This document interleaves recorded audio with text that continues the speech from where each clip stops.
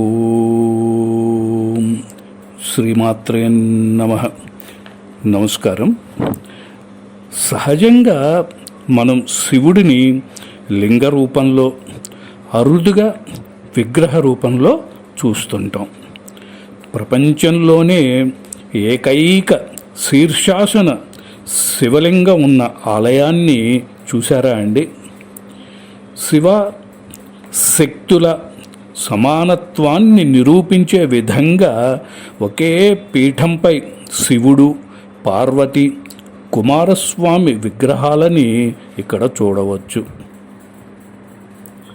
జగన్మాత శక్తి స్వరూపిణి. ఆ శక్తితో కూడినవాడు శక్తీశ్వరుడు. 3 నెలల పసికందు అయిన కుమారస్వామిని వడిలో లాలిస్తున్న రూపం అమ్మది.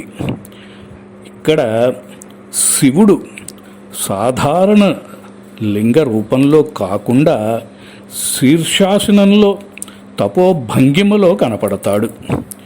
శివుని జటాజూటం నేలకి తగులుతూ పైన ముఖం, కంఠం, ఉదరం, మోకాళ్ళు, పాదాలు కనపడతాయి.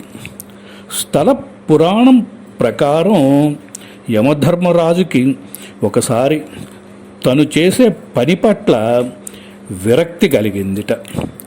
పైగా తన పేరు వింటేనే ప్రజలందరూ భయపడటం చూసి శివుడి కోసం ఈ ప్రాంతంలో తపస్సు చేశాడు.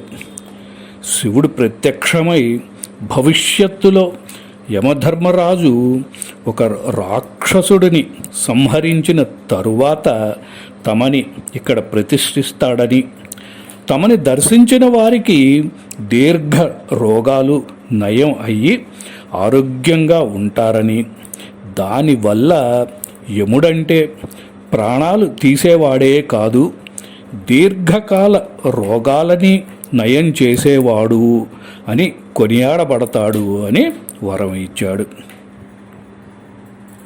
అప్పట్లో ఈ ప్రాంతాన్ని యమునాపురం అని పిలిచేవాళ్ళు. ఇక్కడ శంభీరుడు అనే రాక్షసుడు ఉండేవాడు. ఇక్కడ తపస్సు చేసుకుంటున్న మునులని, ప్రజలని హింసిస్తూ ఉండేవాడు. వాళ్ళ మొర విని యముడు ఆ రాక్షసుడిని సంహరించటానికి తీవ్ర ప్రయత్నం చేసి కూడా వాడి చేతిలో ఓడిపోయాడు. తరుణోపాయం కోసం యముడు మళ్ళీ శివుడి కోసం తపస్సు చేయసాగాడు. తపోనిష్టలో ఉన్న శివుడు ఎప్పటికీ ప్రత్యక్షం కాలేదు. యముడి తపస్సుకు మెచ్చిన పార్వతీదేవి తనలోని శక్తి అంశను యముడికి ఇచ్చి శంభరుడిని వధింపజేసింది. అమ్మవారి కరుణకి సంతోషించిన యముడు పార్వతీ పరమేశ్వరులని పుత్ర సమేతంగా ఇక్కడ వెలయవలసిందిగా కోరాడు. ఆ ప్రాంతానికి యమపురి అని పేరు పెట్టాడు. ఆయన కోరిక మీద పార్వతీదేవి తన 3 నెలల పసిబిడ్డ అయిన కుమారస్వామితో, యోగ నిష్టలో ఉన్న ఈశ్వరుడితో ఇక్కడ సాక్షాత్కరించింది. అందుకే ఇక్కడ ఆది గురువు తపోనిష్టలో తలకిందులుగా ఉంటాడు. ఇక్కడ ఇంకొక విశేషం ఏంటంటే అండి, ఆలయానికి ఎదురుగా శక్తి కుండం అనే మంచినీటి సరస్సు ఉంటుంది. స్వామివారి అభిషేకానికి, నైవేద్యానికి ఈ నీటిని మాత్రమే వినియోగిస్తారు. వేరే నీటితో స్వామివారి నైవేద్యం వండితే అది ఉడకనే ఉడకదు. ఈ శక్తి కుండంలోని నీటితోనే నైవేద్యం ఉడుకుతుంది.